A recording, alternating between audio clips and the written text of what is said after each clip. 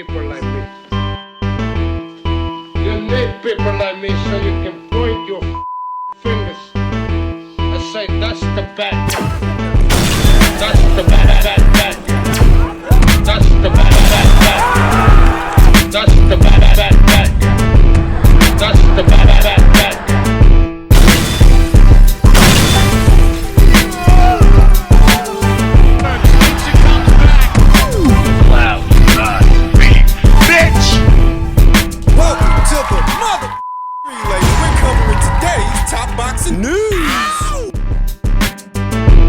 Nobody's cheating to beat no Devin Haney, bro. Yeah, nah, remember that he couldn't take no Austrian with Gervonta Tank Davis. Tank had him on drug testing, rehydration clauses, and everything. And Tank also thought he was on drugs. You like to ignore that.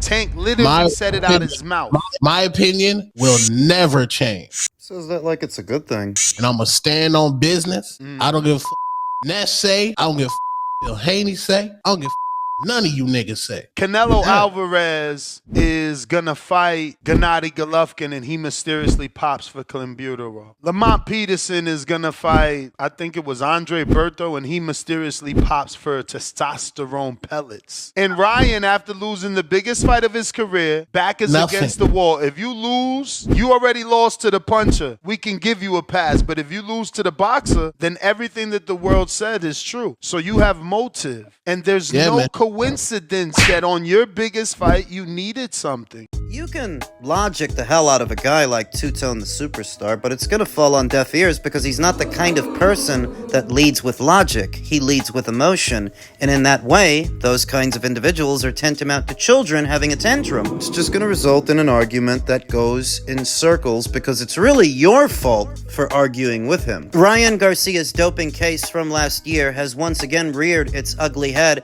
ahead of tomorrow night's mega card because there are noticeable differences in Ryan Garcia from last year to this one. How he weighed in at 143 for Devin and 146 for tomorrow, but when he fought Devin, he actually looked bigger and more muscular. So why would he have looked more muscular last year when he weighed less as opposed to this one? Well, the aspirin he was on might have something to do with that, but Two-Tone won't accept that explanation. I told you, a guy like him don't respond to logic because he's not a logical person, he's an emotional one. And the changes in Ryan Garcia's voice, that last year, his voice actually was deeper at the press conferences, whereas now, it's more high-pitched. It's noticeable. I mean, what do you want me to do? I've already done it all. I've already said it all.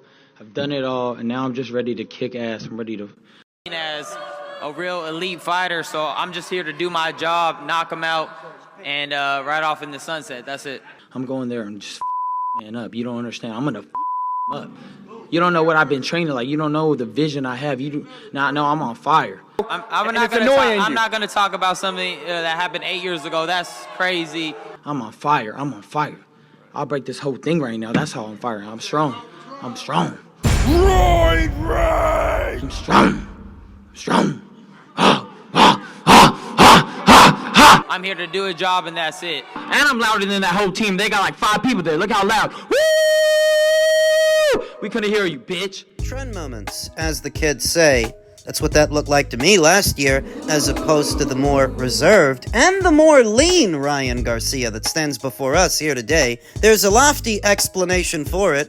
There always is. Ryan caught up to what people have been saying, what they've been noticing about him this year. He responded to it by saying, "You guys are stupid. This isn't me hydrated at all. I see all the stupid takes like my voice is lower. Watch every time I spoke. At the time, it was changed because I'd be coming off of a night of drinking. You guys are dumb, for real. It's okay. Anything to make Devin and his daddy feel better for that beating. I was tested every week during that build-up, so shut up with all the dumb shit." The whole bit about Ryan's physique last year as opposed to this one, the whole bit about Ryan's voice being deeper last year than it is now, it's all anecdotal. Those are just annotations, in addition to the positive tests. That's the smoking gun. That you failed tests with VADA, and if you don't want us to take it from VADA, you also failed the test with the New York State Athletic Commission, which is separate from VADA. The other stuff don't mean nothing without those tests. But of course, Ryan has a lofty explanation for that as well. What was it? Was it the tainted supplements, or was it that the Haneys set you up? Or was it the Democrats? Remember, he was shadowboxing for Donald Trump. Afterwards, they start saying the Democrats set him up. And for a brief moment, he literally said the Illuminati did it. And these are the explanations that a two-tone the superstar subscribes to. He won't hear logic and he won't hear facts, but he will entertain any and every lofty explanation Ryan comes up with, no matter how many times the story changes. Like I said, you can logic a guy like that to death. Because he doesn't lead with logic, it's all gonna fall on deaf ears. You have to treat him like a child. Think of him as having a childlike mind.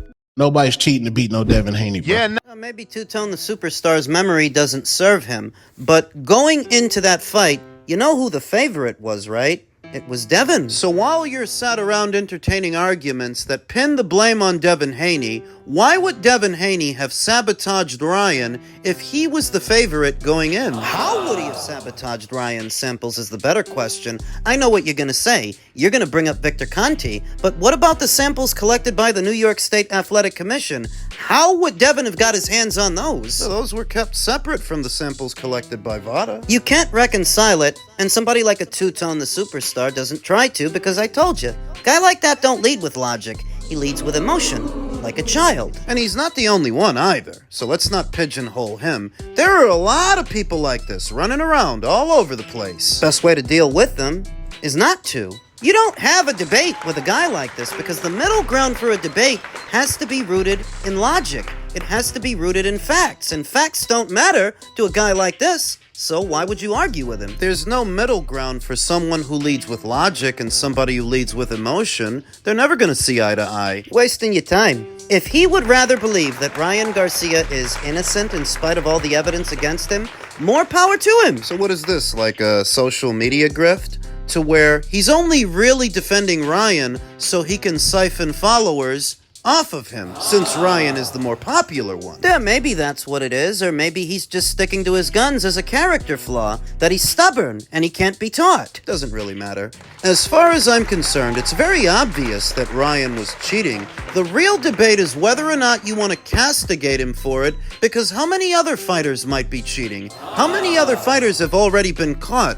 To where does it even make sense to pigeonhole one guy for what is an industry standard? I think that's the real debate, what really needs to be discussed. What if more fighters than we realize are doping, and Ryan is just one of the boneheads that got caught? Is it still cheating if everybody else is doing it? Or should we take a more altruistic stance, to where we're not going to implicate anybody else based on the actions of a few, because you are supposed to be innocent until proven guilty. Then again, Ryan was innocent until he was proven guilty. So what's that really mean? Not a lot. Bottom line, it's not even a question as to whether or not Ryan was doping. It's very obvious that he was. The real question is, what percentage of top shelf fighters, top level fighters, are also doping? Because based on that, that's what'll tell us whether or not we should castigate him for it.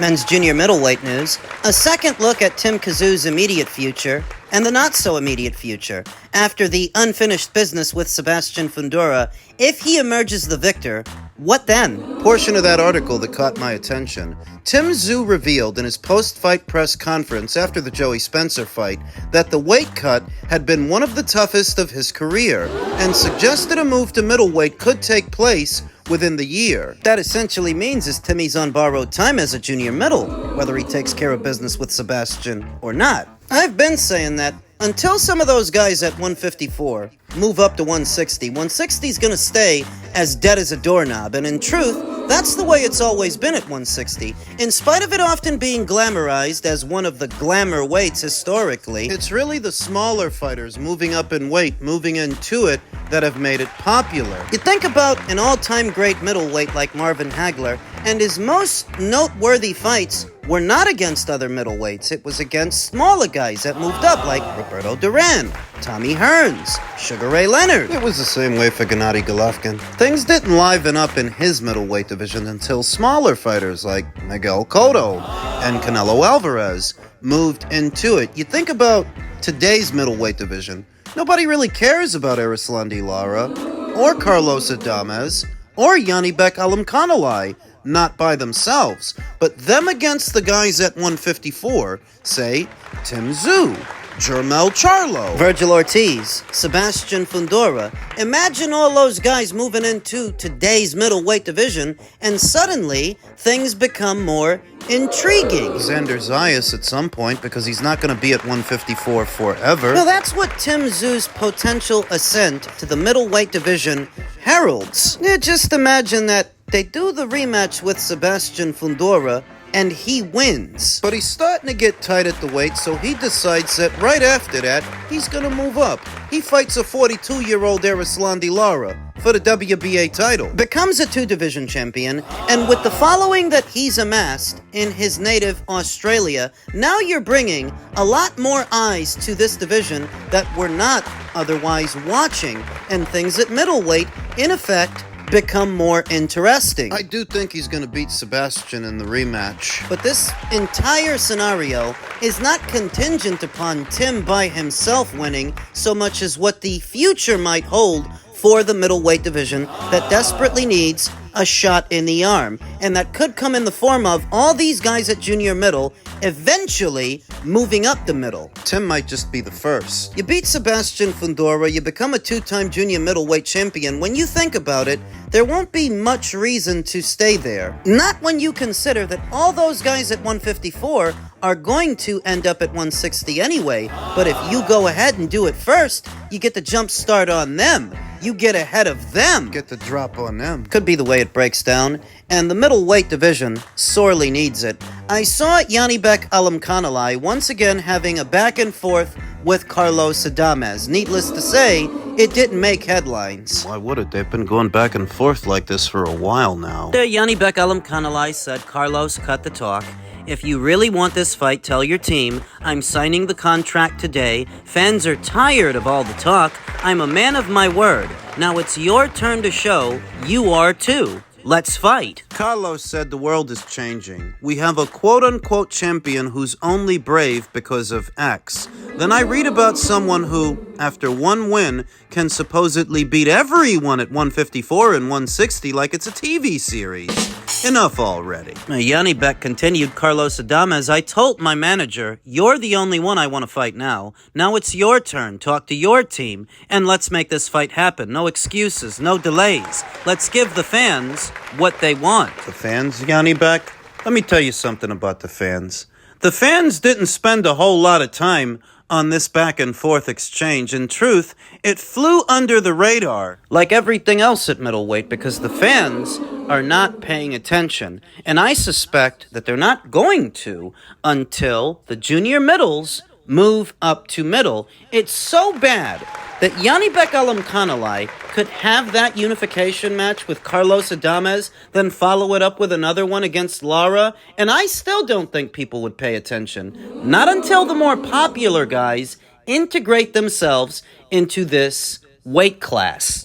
And this is why that bit about Tszyu potentially moving up in the not-so-distant future caught my attention, because that's actually a good thing. That's what needs to happen. You do what you need to do with Sebastian Fundora, then you hightail it up the middle to get a head start on the guys at junior middle. Now, how good or how not so good Tim will do as a middleweight, I don't know. That's what we tune in to see. That's what's going to make us watch. Whether or not he can be at 160, who he has been at 154, and not just him, the other guys too. And now as it pertains to one of those other guys, Sebastian Fundora, WBO President Gustavo Olivieri took to his social media not that long ago saying, WBO Championships Committee has unanimously voted to strip Fundora of his WBO junior middleweight title, effective immediately. Executive Committee has ratified the decision. Accordingly, the title is now vacant and a resolution to be published shortly. In all likelihood, Xander Zayas will be afforded the opportunity to fight for the newly vacated title because he's not the one that walked away. And Sebastian Fundora has held the brown belt for over a year now, only recently defending it against Cordell Booker, a handpick a voluntary challenger, not a mandatory like Xander. I like the way Gustavo Olivieri and the WBO run their organization with transparency and at least attempting to uphold some kind of a standard that applies to everyone equally, Sebastian Fundora included, who's getting a lot more amnesty from the WBC than he's getting from the WBO. And need I remind you that Virgil Ortiz has been in position to challenge for the green belt longer, much longer than Xander's been in position to fight for the brown one. The Virgil Ortiz became interim champion months ago, in August of last year, but Sebastian has faced no pressure from the World Boxing Council to satisfy him as a mandatory challenger in what would be one of the better fights that you could put together in the junior middleweight division. The World Boxing Council is not doing their job. They're not ordering that fight, whereas the WBO were more Johnny on the spot. They're not going to keep letting Sebastian waste everybody's time. WBC don't make no sense. Sebastian's been WBC champion for over a year now, with a mandatory in the queue. They don't order it. Dmitry Bivol, on the other hand, he's WBC champion for 15 seconds, but they order a mandatory for him, knowing they're not next in the rotation, and knowing that he's committed to an Artur Better Beef trilogy. WBC don't make no goddamn sense. The WBO, on the other hand, they're not going to let Sebastian waste everybody's time and give them the runaround. Granted that I am a fan and even a proponent of the Tszyu rematch, I know the real reason Team Fundora are taking it. It's because they view that as a more winnable fight. And now that more information is coming out, that Sebastian has been in talks to fight Tszyu this whole time, the whole time this Xander Zayas situation has been around, it would seem that you never intended to fight Xander. You were just wasting everybody's time. Bittersweet news when you think about it, because while I am looking forward to Sebastian Fundora versus Tszyu 2, it does come at the expense of a big opportunity for Xander to rack up a win against one of the somebodies at 154. Fighting for a vacant title is not the same thing as winning it from the champion. It's not Xander's fault. But that's an acid test, you know? To see where Xander is really at, you're not gonna know until he fights the somebodies. Sebastian is a somebody, so if you beat him, we know who you are. I suppose the saving grace for Xander is that he is a fighter of Puerto Rican descent, and you often hear me say on the channel that Puerto Ricans are to the East Coast what Mexicans are to the West Coast in the sport of boxing. They are a fiercely loyal fan base that gets behind their guys and girls. So that helps Xander in this situation, that even if you can't yet land a high-profile fight, there's still a lot of people behind you, urging you on and following your career. So he's gonna be okay, even without the Sebastian Fundora fight. You know, it could be a while before you see Xander Zayas in there with a recognizable fighter. He will likely have to fight Jorge Perez for the belt. The same Jorge Perez that just beat Charles Conwell. Not a bad scalp, but not a great one either. And I happen to think if Xander and Sebastian would have fought, Xander would have beat him. And if he can beat a Sebastian Fundora, he can beat a Jorge Perez.